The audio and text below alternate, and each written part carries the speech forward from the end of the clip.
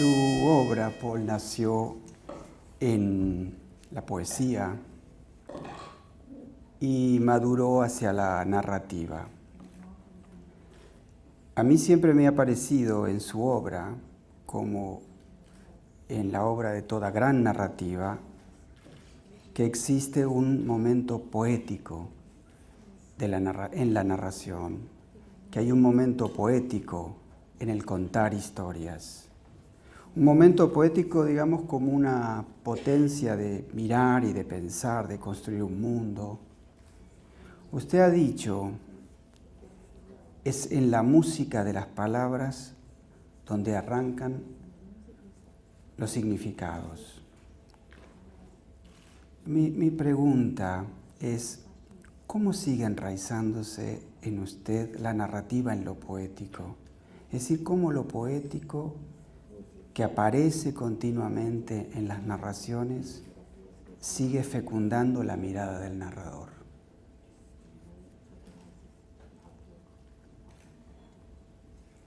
Well, I should say that, in effect, as a young person, I was writing fiction and poetry. And in fact, my first great ambition in life was to be a novelist. And most of my efforts, say from the age of about 18 to 22, were in prose. I started 2 or 3 novels. I wrote hundreds and hundreds of pages, and I didn't like any of it. And I kept it in notebooks, never showed it to anyone. I never even typed up second drafts. I was trying to tackle things that were too difficult for me at that early age. With the poetry, on the other hand, I felt the smaller forms were possible to work in. And when I got to be about 22, in a moment of immense frustration and a feeling of total failure, I said, I give up, no more prose, I'm not going to do it. I'm not cut out for writing novels, even though I had hoped to be able to do that. And so from then on, for the next 8 or 9 years, I concentrated just on poetry. And it was, as you say, it was like living inside music. It was, everything was about the cadences and the rhythms of words.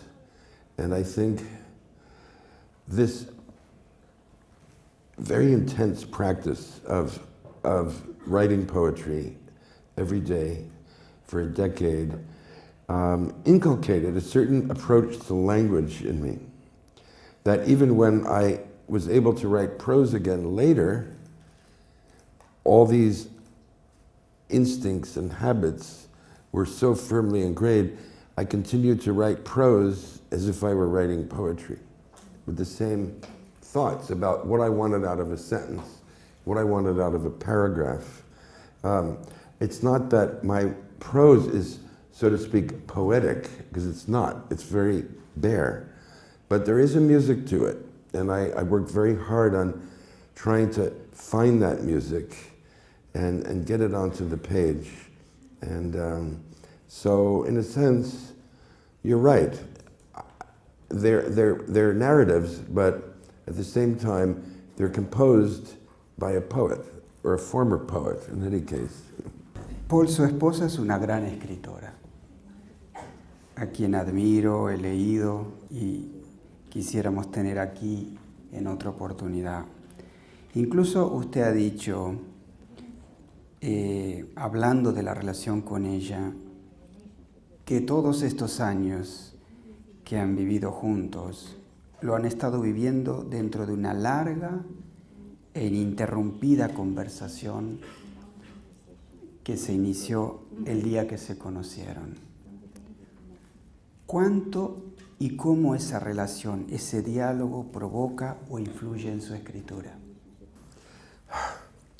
I don't know that it influences my writing, but it certainly makes life more interesting, I can say that.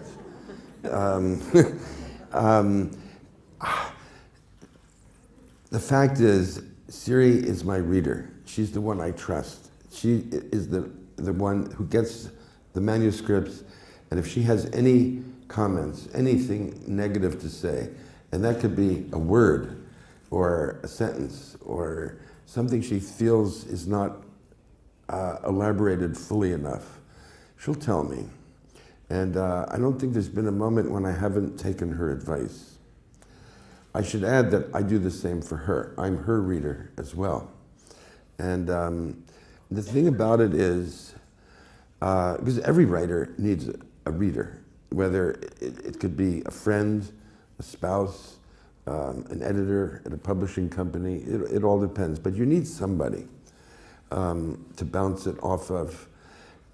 In our case, I have to say that we have a policy of absolute honesty. There's no way that we could serve each other well just by saying, nice job, you know, good for you, I'm so impressed. No, you have to embrace, first of all, you have to be for the other person's work. I mean, look, it's perfectly possible. Well, I mean, there are a lot of people who don't like my work. I wouldn't want to be married to one of those people. And Siri believes in what I'm doing. I believe in what she's doing. And because we're for the other, we want the other to do as well as possible. And therefore, we can be quite cutting with our remarks to get through our comments so that the work can be the best it can possibly be. And so I rely on her for that. She relies on me. And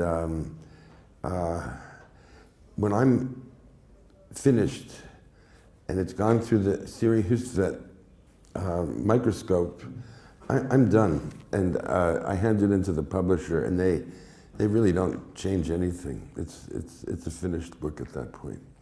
So she's probably one of the great literary intelligence I've ever met, and one of the great thinkers I've ever met, and one of the most enthusiastic intellectuals I've ever met. So it's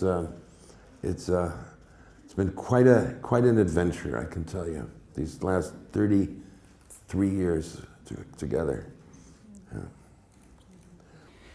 Paul, me resulta inevitable preguntarle, pensando en nuestros estudiantes, y ¿qué influencia tuvo la universidad en su formación y en su vocación literaria? I went to Columbia University in the 60s in New York City. It was a very good university then. It remains a good one today. But that was a particularly volatile and exciting moment. And you know, the Vietnam War was going on in America. There was tumult and chaos careening all around us every minute. We had an enormous student strike that stopped the university. There were sit-ins, there were arrests, there were riots. We all went to jail, we all got out of jail. We started the whole thing all over again. For 2 years, it went on. So that was a big part of my education, which is a kind of political education. And I sometimes think that what I actually witnessed there was the phenomenology of revolution in a petri dish. I could see how, for example, when there's a tough moment in history, something is happening, there's a confrontation, there's no middle ground. You're either for or against. And I watched the left-wing students masterfully manipulate the situation to eliminate the middle, to make either everyone for them or against them, but no one and that's why the strategy was occupy those buildings precisely so the police would come and drag everybody out, kick everyone around, put everyone in prison, and outrage the community at the university, and then everyone would be on our side. Okay, well, that was one thing. But the literature classes that I took at Columbia were absolutely fundamental to my development as a thinker, a writer, and a human being. And it was a very rigorous program, and which started, I don't know if you do this in Argentina, I doubt it, but undergraduate life at that particular university always began with a first year world literature class. So literature and translation. But we began the first semester, and it was the Greeks and the Romans, Greek and Latin literature. So the tragedies, Homer, Thucydides, all the way through Virgil. And then the second semester started with St. Augustine, Montaigne, Cervantes, Dante, all the way up to Dostoevsky. And you know, every week you were reading something new. It was a delirium, I have to say. So I've probably read more books in those 4 years than I've read since. I was reading a book a day, and I was writing all the time. And so it was crucial. I can't imagine myself being myself without those years. At the same time, I never took a writing class. They were available, you know, poetry, fiction. I didn't believe in that, and I just wanted to struggle on alone and see what I could do without interference from anybody else. So I was a rather stubborn boy, I think. And I was terribly shy, so I really didn't want to expose my work to the judgment of others. But then I was very arrogant at the same time, this combination of arrogance and timidity, because I was too good to show it to everybody else. So in other words, I was a mess, the way most 18 and 20-year-old kids are a mess. But a mess who was floating with great enthusiasm through the period he was living in and all the books he was reading. Usted ha escrito varios libros referidos a su propia vida, a su propia experiencia, como Diario de Invierno, ¿no? ¿No le parece a usted que esos libros que no son autobiografías inauguran un nuevo estilo de narrativa, un nuevo estilo de literatura que se hace cargo de la propia vida, pero que no escribe una autobiografía? Well, I agree with you that they're not autobiographies. They use autobiographical material, but they're not autobiographies in the classic sense. So now there are 5 of them, and they're all different. The Invention of Solitude was the first, and then there was Hand to Mouth years later. Then there was The Red Notebook, which is little, but I don't know, I think in Spanish, I think they put all the true stories together, but it's not called The Red Notebook, it's called Experiments in Truth, right? It's a paperback. And then most recently, Winter Journal and Report from the Interior. So each one of these books is taking a different approach, trying to do something different from the others. And yet, I don't know if it's a new form. I don't know even how to describe it. Each one seems unique, unconnected to the others. But I think the essential thing is this. I'm not that interested in myself. It's not as though I want to tell the story of my life, but I'm interested in what it feels like to be alive. And I know my story better than any other story. And there have been moments in my life when I've just wanted to sit down and write about these things as a way of sharing them with other people. And I think of these books as mechanisms that can inspire memories in the reader about his or her own life, which is different from just wanting to tell my story. I mean, so many people wrote to me after The Invention of Solitude was published saying, ah, well, your father was the same as my father. And I read this book and I think about what I've been through in my family. Or, you know, the Winter Journal, the same thing. Yes, I understand. Yes, and it's this shared humanity that's interesting to me. Now, of course, the same could be said about novels, but working in this sort of non-fiction frame of mind is slightly different. It is a different kind of writing. And it's not something I can keep doing. It's just the urge comes over me once in a while, and then I do it. And then it fades away, and I think I'll never do it again. And then years go by, whoops, there's a moment I want to start talking about these things again. So we'll see. I don't know if there'll be any more. I just have no idea at this point. But these last two, I think of as brother and sister books. They go together. They're very different, but they were written back to back. And I think after I finished Winter Journal, I realized there was more I wanted to say. And so, but this new book, rather than being one continuous work, is actually 4 separate things in one volume. En ese sentido, tanto en estos textos que no son ficción como en el resto de las novelas, siempre aparecen esos instantes en los que algo queda fijado para siempre en la memoria, como un relámpago, como un fogonazo, ¿no? Me pregunto y le pregunto, Paul, si escribimos para que algo no se pierda, como un rescate de experiencias que otro modo pasarían desapercibidos, o más bien se escribe para poder olvidar lo que de otro modo no nos abandonaría y nos perseguiría siempre. That's a very, very, very good question. I don't think you're right to forget.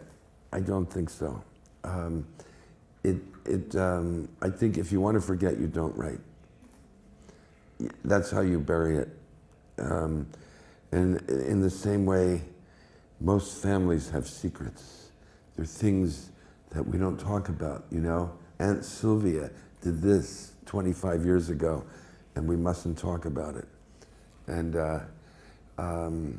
And therefore, the children never learn what Aunt Sylvia did, and the story can't get perpetuated.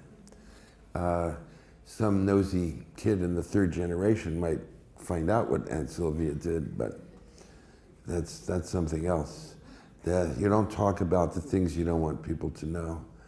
And I think by not talking, not writing, people can sometimes actually forget.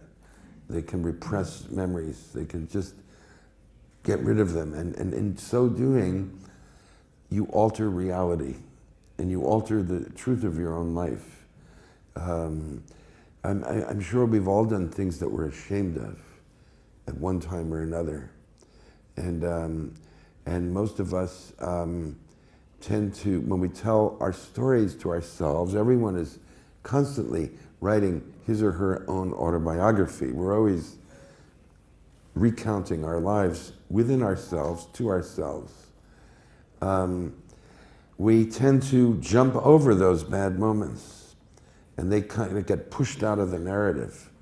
You know, that day when I, pushed so-and-so onto the ground, or I said that cruel thing to somebody, or I stole money from somebody, or I broke something on purpose because I was so angry.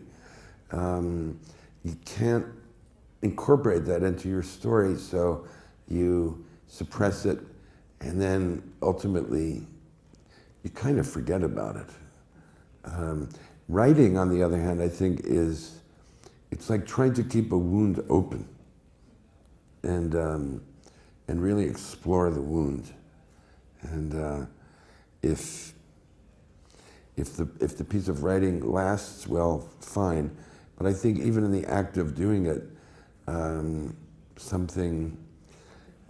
you're taking a stand about whether you want to remember or not. And so I think in what I've written, I've taken that stand. Yéndonos un poco fuera de la literatura, Paul, ¿cuál es su visión de los Estados Unidos de hoy? My vision or America's vision of itself? Your vision. My vision. Well, we're living through a very strange time in America. It's been strange for quite a while too. And I think if I can give a date when I think things changed and when the hopes I had as a young person about where I thought America might be now, I think the turning point came in 1980 when Ronald Reagan was elected president. And suddenly, the right wing was in the ascendant. And this false argument about the evils of government started to sink into people's heads, and this kind of relentless propaganda about the evils of big government has affected us so that I think the country's marching in backwards. And it was bad enough when George W. Bush got elected, even though he wasn't elected. That's another scandal, because they stole that election. It was a legal coup in the United States. And I always thought this would be the biggest story of the century about American government, and nobody talks about it. They absolutely mesmerized the public into believing that Bush had won, and nobody protests. Well, all right, it was bad enough that he got in, but then the way they responded to 9/11 and everything that's happened since has made America a quasi-insane country, I think. We're so terrified of the things that we can't control that we've become hysterical. And then on top of that, the glorious, unprecedented, inspiring moment when Obama was elected president, maybe certainly the most extraordinary moment in my lifetime of American government. And then the backlash, the persistent racism that festers in our country, that has turned him, in the eyes of the minority, but still the very powerful minority in the country, that hates him and doesn't even recognize the legitimacy of his presidency, has turned us into a country so much at odds with itself that that we're not doing anything right anymore. And it seems every time we have a decision to make about what to do for the future, we're making the wrong decisions. So I can only hope things get better, but right now it's not good, not a good place right now.